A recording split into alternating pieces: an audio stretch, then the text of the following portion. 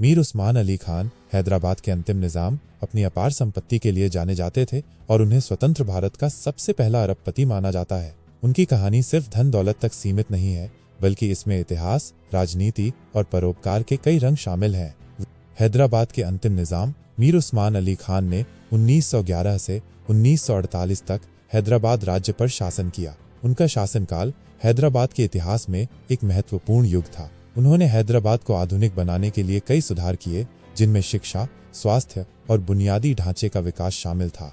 भारत की स्वतंत्रता के समय उन्होंने हैदराबाद को एक स्वतंत्र राज्य बनाने का प्रयास किया। हालांकि राजनीतिक दबाव और जनमत के कारण उन्हें 1948 में भारत सरकार के साथ विलय समझौते पर हस्ताक्षर करने पड़े।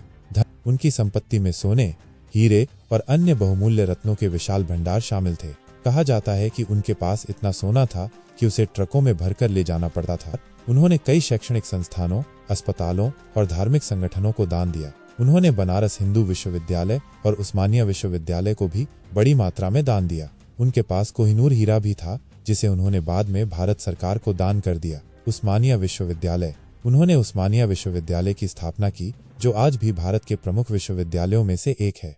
उनकी जीवन शैली में सादगी और विलासिता का मिश्रण था। वे साधारण कपड़े पहनते थे, लेकिन उनके पास महंगी कारों का एक बड़ा संग्रह था। वे अपने अनुशासन और समय की पाबंदी के लिए जाने जाते थे। उनकी कुछ नीतियां विवादास्पद थीं और उन्हें अपने शासनकाल के दौरान कुछ आलोचनाओं का सामना करना पड़ा। जानकारी: हैदराबाद के भारत में विलय के दौरान उनकी भूमिका पर इतिहासकारों के बीच बहस जारी है। उनकी संपत्ति के बारे में कई किंवदंतियां और कहानियां प्रचलित हैं। मीर उस्मान अली खान का जीवन और विरासत विविधताओं से भरा हुआ है। वे न केवल जनताएं, हैदराबाद में एक महत्वपूर्ण मुस्लिम आबादी थी और निज़ाम को लगा कि पाकिस्तान के साथ उनके धार्मिक और सांस्कृतिक संबंध अधिक मजबूत होंगे। हैदराबाद के निज़ाम मीर उस्मान अली खान के पाकिस्तान में मिलने की इच्छा को कई कारकों ने प्रभावित किया, जिनमें पाकिस्तान के संस्थापक मोहम्मद अली जिन्ना ने निज़ाम को पाकिस्तान में शामिल होने के लिए प्रोत्साहित किया था।